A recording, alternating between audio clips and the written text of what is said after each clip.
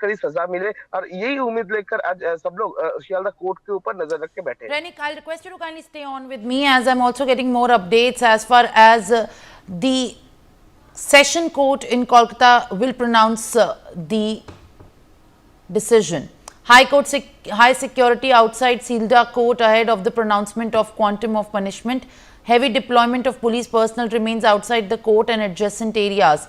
The charges under which Roy has been convicted entail a minimum sentence of life imprisonment, while the maximum can be capital punishment. The mother of the former civic police volunteer who has been convicted of the gruesome crime said she has no problem if the court hangs him or for the crime. All right, Renik. Meanwhile, the parents of the deceased doctor had alleged that the Central Bureau of Investigation did not investigate the case properly. The parents also claimed that if the CBI had properly investigated the case, then several others would have been arrested and convicted. There is also a war of words in the political atmosphere heating up ahead of this decision by the bench of court. What are you picking up on that?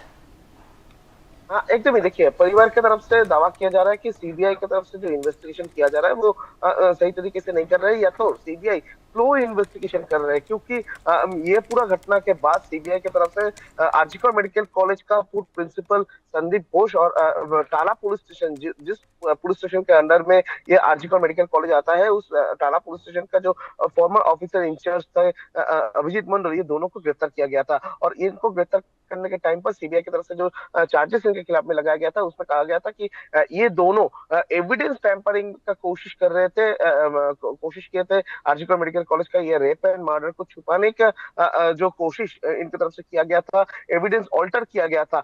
मगर इसके बाद देखा गया कि जब ये पूरे मामले का जो मेन एक्यूज संजय राय के खिलाफ में चार्जशीट देकर, चार्ज फ्रेम करके कस्टडियल ट्रायल भी सीबीआई की तरफ से किया गया, मगर दूसरी तरफ संदीप घोष और अभिजीत मंडल का ये जो उनके अगेंस्ट में जो धाराएं लगाया गया था, उनके अगेंस्ट में कोई चार्जशीट सीबीआई की तरफ से नहीं दिया गया। और 90 दिन बाद जब चार्जशीट सीबीआई देने में नाकाम रहे, उसी टाइम पर संदीप घोष और अभिजीत मंडल को बेल भी मिल गया है आरजीकर मेडिकल कॉलेज का रेप एंड मर्डर मामले पर। ठीक इसी को देखते हुए परिवार का कहना है कि सीबीआई की तरफ से इन्वेस्टिगेशन सही तरीके से नहीं किया जा रहा है। सीबीआई के पास बहुत सारे ऐसे सवाल परिवार का है, जो सवाल का जवाब सीबीआई ऑफिशियल परिवार को नहीं दिए, और इसी को लेकर ही कलकत्ता हाई कोर्ट के पास अभी जो विक्टिम का परिवार है वो लोग मूव किए कलकत्ता हाई कोर्ट के सामने। 42 क्वेश्चन परिवार की तरफ से रखा गया है कि वो 42 क्वेश्चन का जवाब उन लोगों को चाहिए। और सीबीआई जिस तरीके से सुप्रीम कोर्ट में दावा किया है कि परिवार के साथ वो लोग कांटेक्ट रख रहे हैं, अभी परिवार का दावा है कि सीबीआई पूरा केस लेने के बाद से only All right, 3 times Renik, we will continue to get more details.